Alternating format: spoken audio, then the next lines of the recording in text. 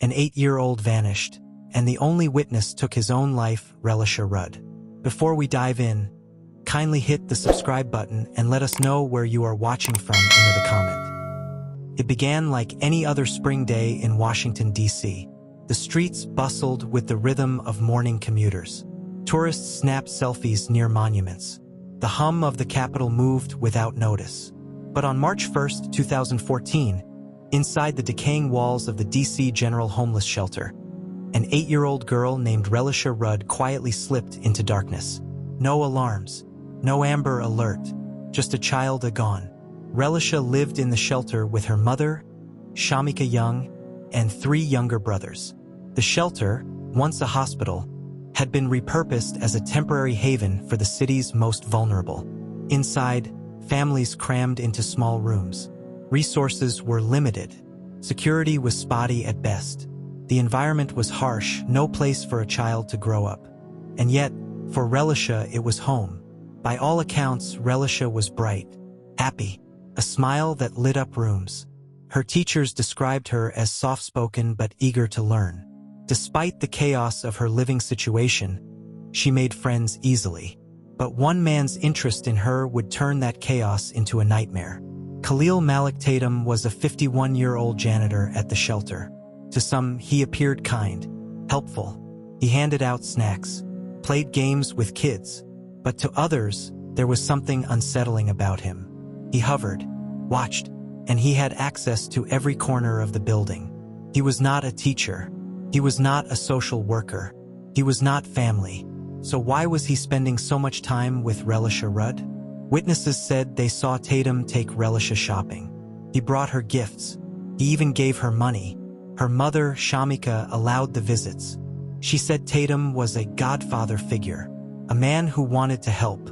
But there was no paperwork, no mentorship program, no legal guardianship, just a janitor and a child.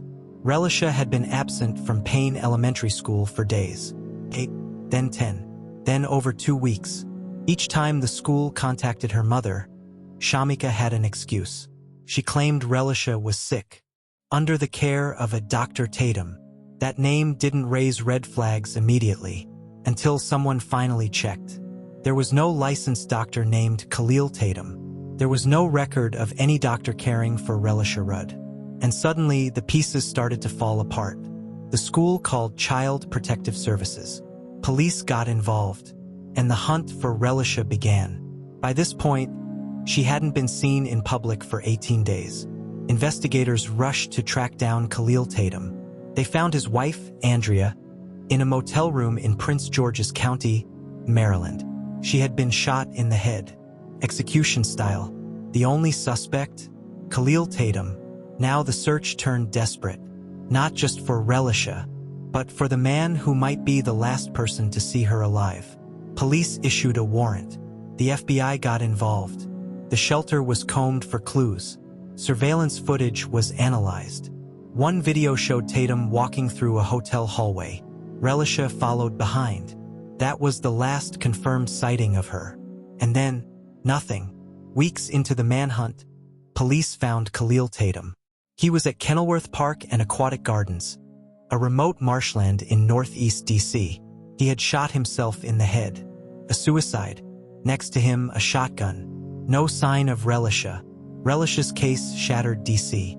How does an 8-year-old vanish from a government-run shelter without a trace? How does a janitor form a relationship with a child? Unnoticed. There were no clear answers. Only theories. Some believed Shamika Young knew more than she let on.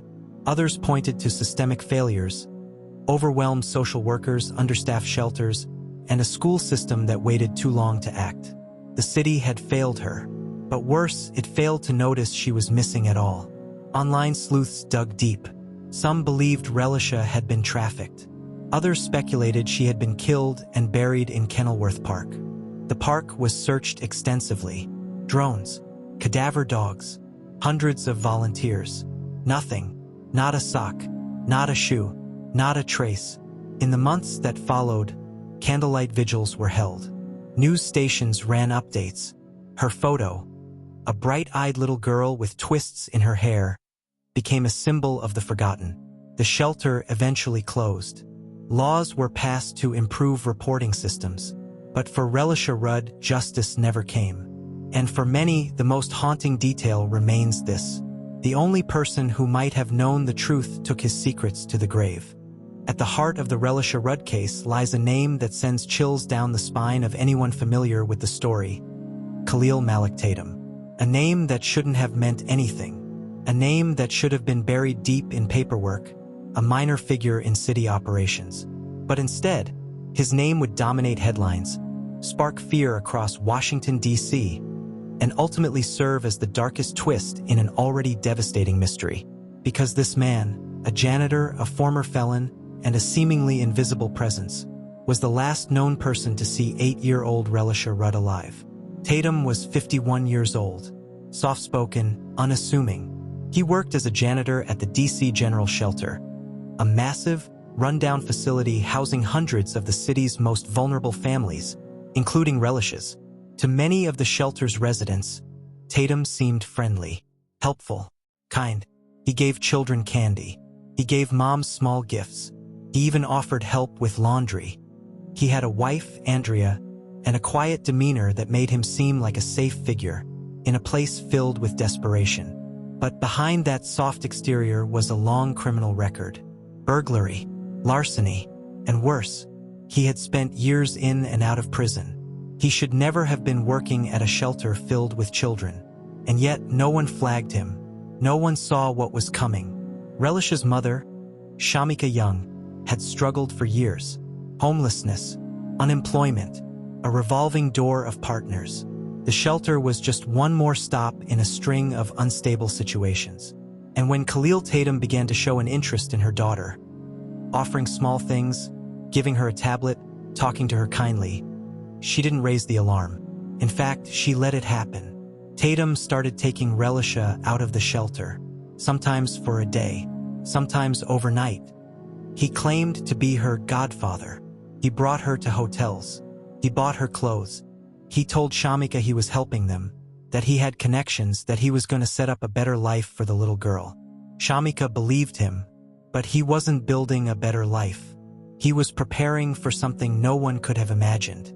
As Relisha missed more and more days of school, teachers grew concerned. By mid-March 2014, she had been absent for over 2 weeks. The school contacted Shamika, who told them Relisha was sick. She said the girl was under the care of a doctor named Dr. Tatum. The school requested documentation. Shamika provided a note. It was forged. The school tried to reach Dr. Tatum, but there was no such doctor. That's when alarm bells finally rang.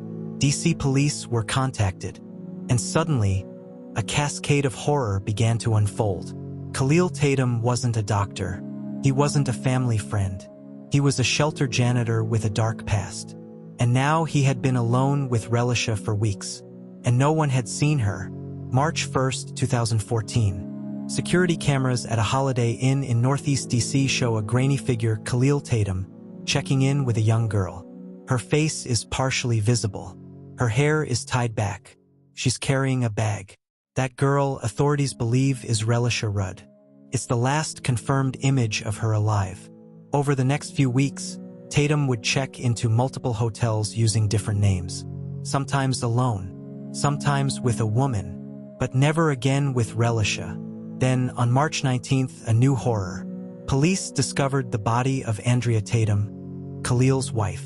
She had been shot in the head execution style and dumped in a motel in Prince George's County, Maryland. By the time they found her, Khalil was gone. A manhunt began. He was now wanted for murder, kidnapping, and child endangerment. Flyers went up. The FBI got involved. Tips poured in from around the country. Everyone had one question: where is Relisha?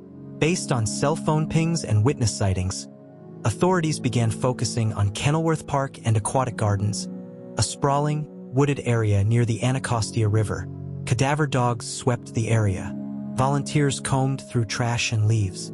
Police drained sections of swampy water. They were looking for a body, but they never found Relisha.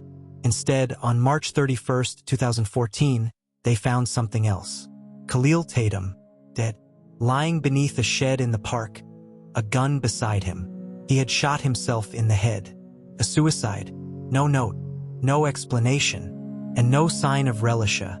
The only man who knew what happened to Relisha Rudd, the only person who could tell the world where she was now dead.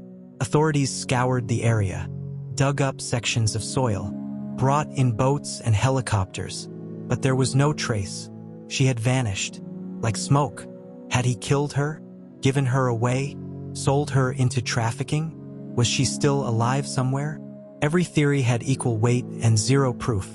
It was the most agonizing kind of disappearance, one where the only witness had erased himself. In the weeks that followed, the city of DC came under fire. Why was Tatum allowed to work at a family shelter with no serious background check? Why did no one report his inappropriate behavior earlier? Why did Shamika Young allow her daughter to leave repeatedly with a man she barely knew? And the question that haunted everyone: how many red flags were missed? The shelter was eventually shut down. Investigations were launched. Policies were rewritten. But it didn't bring Relisha back. The media latched onto the story. CNN, The Washington Post, true crime podcasts, YouTube sleuths. Everyone had a theory. Some believed Tatum killed her and buried the body. Others suggested he handed her off to someone, possibly traffickers, and killed himself out of guilt. Some even thought she was still alive, hidden away under a new name. But without evidence, it was all noise. And in the center of that noise was a single terrifying void. An 8-year-old girl who walked into the shadows and was never seen again. For more chilling true crime stories, don't forget to like, comment, and subscribe to the channel. By the time Khalil Tatum's body was discovered in Kenilworth Park, the search for Relisha Rudd had already become a national obsession. A small girl lost in the heart of America's capital. The last known adult to see her alive, dead. No body, no answers, just silence. But from the moment her disappearance hit the headlines, investigators, journalists, and citizen sleuths started digging. Desperate for something, anything, that could bring the little girl home. Khalil Tatum's phone was a crucial lead. Investigators worked to reconstruct his movements in the days after he was last seen with Relisha. Cell tower data showed a disturbing pattern. March 1st, he was at the Holiday Inn with Relisha. March 2nd to 19th, he moved between multiple hotels in the region. March 20th, phone activity stopped near Kenilworth Park. This timeline confirmed what many feared. Relisha's disappearance wasn't random. It was orchestrated. Carefully, methodically, Tatum had a plan and executed it to perfection. But what was the endgame? Without a confession or clear evidence, the void left room for speculation. And speculation came fast. The murder theory. This was the most straightforward.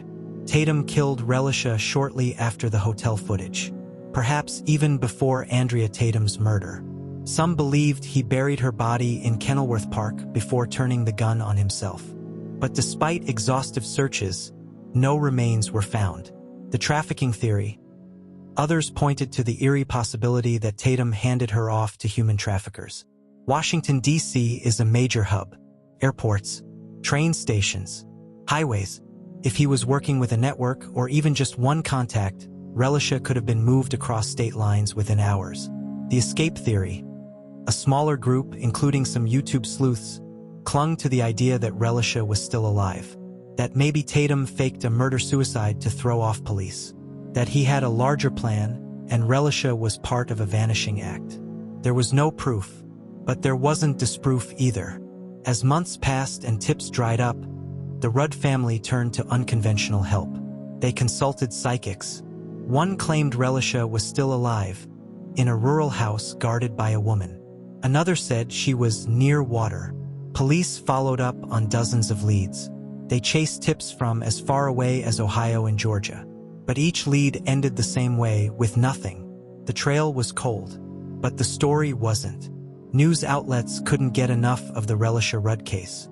It had all the elements of a tragedy made for national attention. A beautiful child gone without a trace. A criminal hiding in plain sight. Government negligence. A mysterious suicide. CNN ran specials. Crime documentaries aired features. Podcasts dedicated entire seasons to Relisha's story. And every time a new theory emerged, social media lit up. Some users claimed to spot girls resembling Relisha at malls, airports, or homeless camps. Others accused Shamika Young, Relisha's mother, of complicity. The noise was constant. The truth was not. As journalists dug deeper into DC General Shelter, horrifying stories began to surface. Staff had ignored warnings about Tatum. There were no security protocols for staff taking children off-site. Children had previously gone missing from the shelter before. This wasn't an isolated failure. It was a system-wide collapse. DC officials tried to shift the narrative. They increased oversight. Eventually, the DC General Shelter was shut down. But for many, it felt like a bandage on a bullet wound. One of the most frustrating aspects of the case was how invisible everything was. Why was there no footage of Tatum leaving the shelter with Relisha? Why was there no footage of them checking out of hotels? Why did Tatum's digital footprint end so suddenly? Authorities found cameras that should have captured critical movements, unplugged, broken, or pointing the wrong direction. It felt like the city had failed this child at every turn. In a rare TV interview, Shamika Young appeared disoriented, defensive. When asked why she allowed her daughter to leave with a man like Tatum, she blamed stress, poverty, desperation. Public opinion was brutal. Many believed she was lying. Others thought she had been manipulated by Tatum, like so many others had.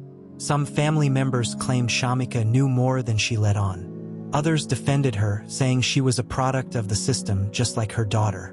The only thing everyone agreed on: Relisha never should have been left alone with that man. This is perhaps the most agonizing question. When the school requested a doctor's note, and Shamika provided a forged one, could an earlier intervention have saved Relisha? When she first stopped showing up to class, could a welfare check have made the difference?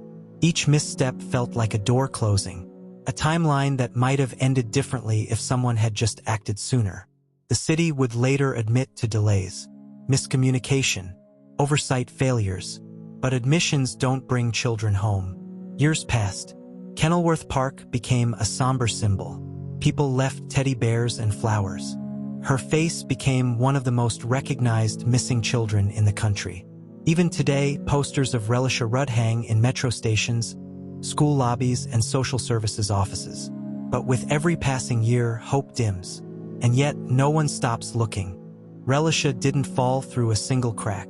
She fell through many, and those cracks, each one a missed opportunity, a blind eye, a broken policy, were carved by a system that had been failing long before she was born.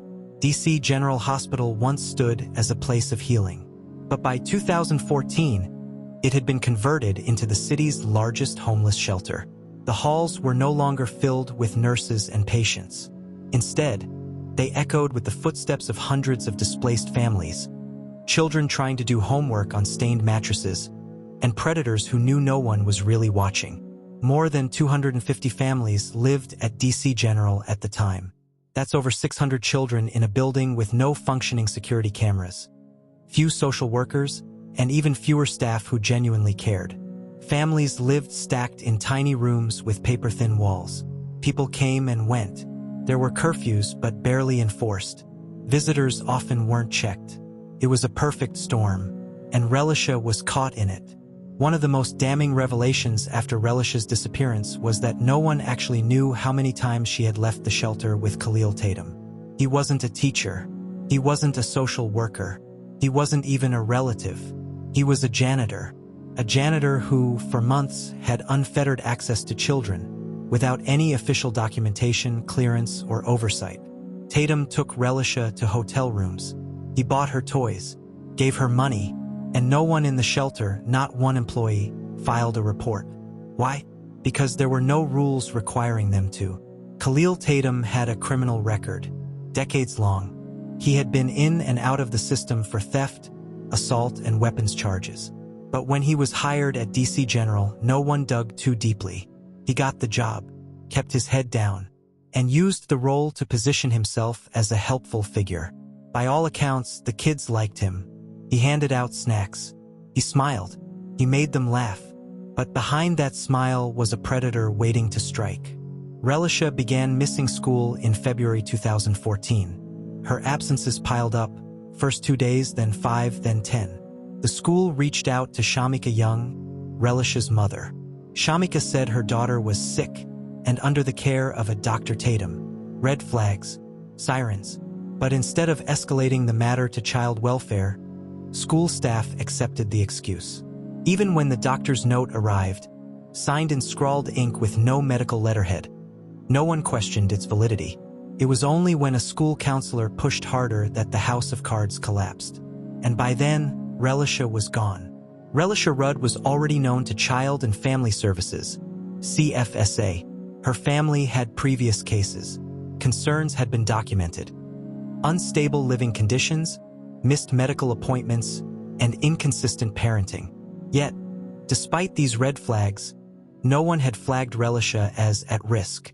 After her disappearance, a CFSA internal review admitted to systemic delays in response time and follow-up.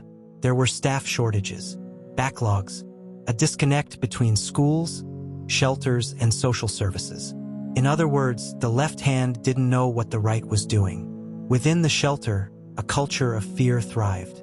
Families worried that if they complained, they'd be moved or worse, lose their beds.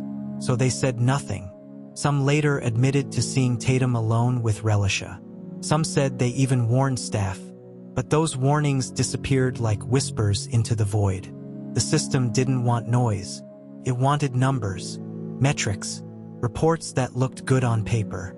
And children like Relisha were reduced to checkboxes. After public outrage exploded, DC officials scrambled to act. They promised reforms. Task forces were formed. Investigations launched. Mayor Vincent Gray called the situation tragic and unacceptable. But families still living in DC General knew better. They'd seen this movie before. It wasn't until 2018, 4 years after Relisha disappeared, that DC General was finally shut down. But even then, critics argued that the damage had already been done. Ask any advocate and they'll tell you yes, because the conditions that led to Relisha's disappearance weren't unique to one shelter. They're embedded in the broader system: underfunded schools, overworked social workers, shelters with zero accountability, parents facing impossible choices. Until those root causes are addressed, the risk remains. Another Relisha, another tragedy, another headline. Shamika Young was vilified. The public called her unfit, selfish, even monstrous.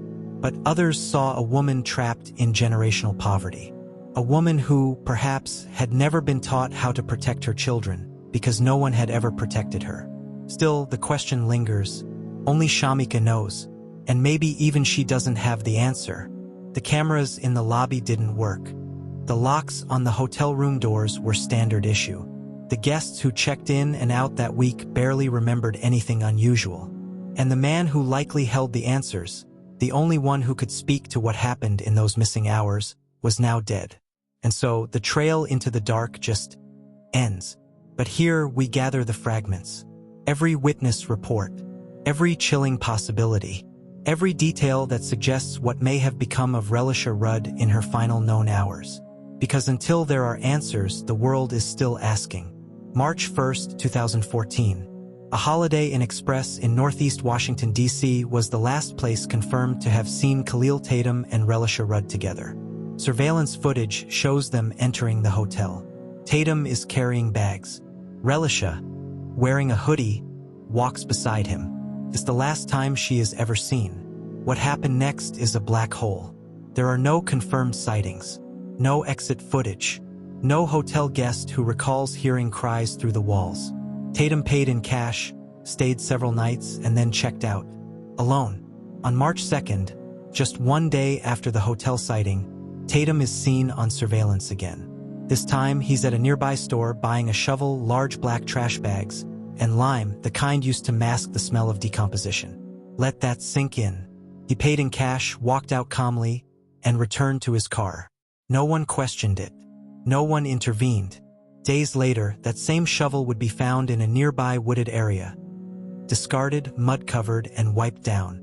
No fingerprints, no blood, but still a sickening hint that something irreversible had happened. By March 20th, police had zeroed in on Tatum. He had become a fugitive. A manhunt was underway.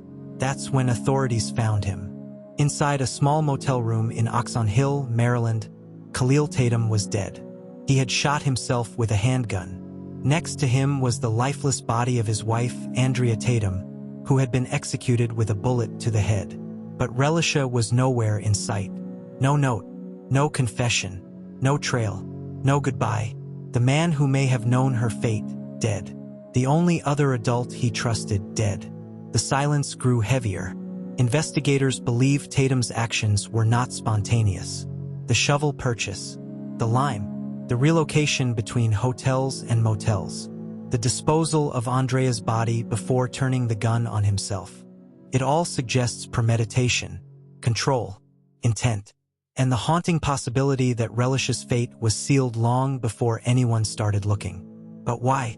Why would a man who doted on Relisha, buying her dolls, giving her money, taking her to museums, end her life? One theory: he knew it was only a matter of time before the authorities came knocking. And rather than go to prison, he chose murder-suicide. But why include his wife? Why not leave behind even a hint about where Relisha was? Unless that was the plan all along, to bury her, bury the truth, and make sure she was never found. An anonymous tip sent investigators digging around Kenilworth Park and Aquatic Gardens, a vast marshland area in D.C. known for dense undergrowth and secluded trails. For weeks, cadaver dogs, ground-penetrating radar, and teams of volunteers combed the park. They found discarded clothing, shoes, a child's sock, but none of it linked definitively to Relisha. A former janitor at D.C. General claimed that Tatum had once spoken about secret tunnels beneath the city, old maintenance shafts, and storm drains that connected to various municipal buildings. The claim was unverified, but compelling. Could Tatum have used that knowledge to hide her body where no one would think to look? So it worked. To this day, Relisha's body has never been recovered. Some investigators believe Relisha wasn't meant to be murdered. Instead, they suspect Tatum intended to keep her, to take her away, possibly to sell her into child trafficking. He had expressed fascination with young girls. He had money stashed. He had contacts that raised red flags. What if his plan to disappear with her unraveled? Maybe she resisted. Maybe she got sick. Maybe someone saw them and threatened exposure.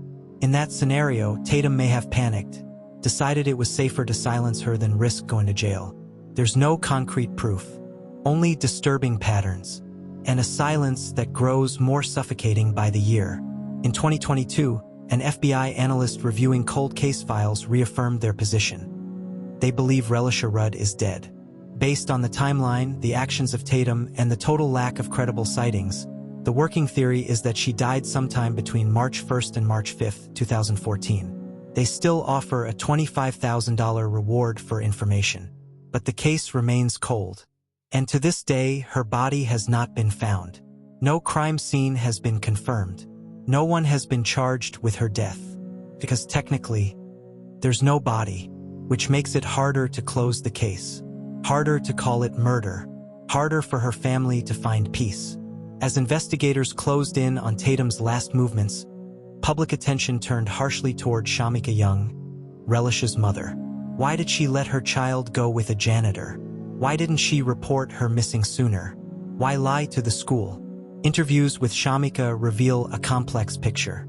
She was not educated, had grown up in shelters herself, and had a pattern of dating abusive men. Her family history is full of trauma. Her responses to authority were shaped by fear and survival. Still, public sentiment was brutal. She became the villain, accused of negligence. Some called her complicit. Others believed she sold her daughter. None of it was ever proven, but the stigma stuck. She eventually lost custody of her other children. And she remains, in the eyes of many, the mother who didn't fight hard enough. Relisha Rudd should be a teenager now. She should be choosing college majors, dancing at school events, scrolling TikTok, and laughing with friends. But instead, her photo remains frozen in time. an 8-year-old with big brown eyes and a hesitant smile. Each year, on March 1st, vigils are held. Candles lit, posters reprinted, her name whispered like a prayer. Relisha's story has become more than a case. It's a mirror held up to society, a reminder that monsters don't always hide in shadows. Sometimes they wear janitor uniforms. Sometimes they live in shelters. Sometimes they die with secrets. A handful of people cling to the hope that Relisha survived. They believe Tatum gave her away, sold her or trafficked her, and that she might be out there under a different name, unaware of who she truly is. It's a theory explored in documentaries, Reddit threads, and anonymous online tips. Every few years, a new photo circulates. Could this be her? The internet asks. But DNA tests always come back negative. And with each dead end, the hope dims. But it never dies. We know Relisha vanished under suspicious circumstances. We know she was last seen with a man who later killed himself. We know systems failed schools, shelters, child welfare. We know the trail runs cold after March 1st, 2014. What we don't know is where she is, or what happened in those final hours, or why no one saw it coming. There are hundreds of missing children in America. Each has a name, a story, a family left behind. But Relisha Rudd stands out because her disappearance is filled with warning signs, and no one responded. Her story asks a terrifying question. If a child can vanish under our noses, who's really watching? Until that question has an answer, Relisha's voice still echoes, and the silence still stings. For more chilling true crime stories, don't forget to like, comment, and subscribe to the channel.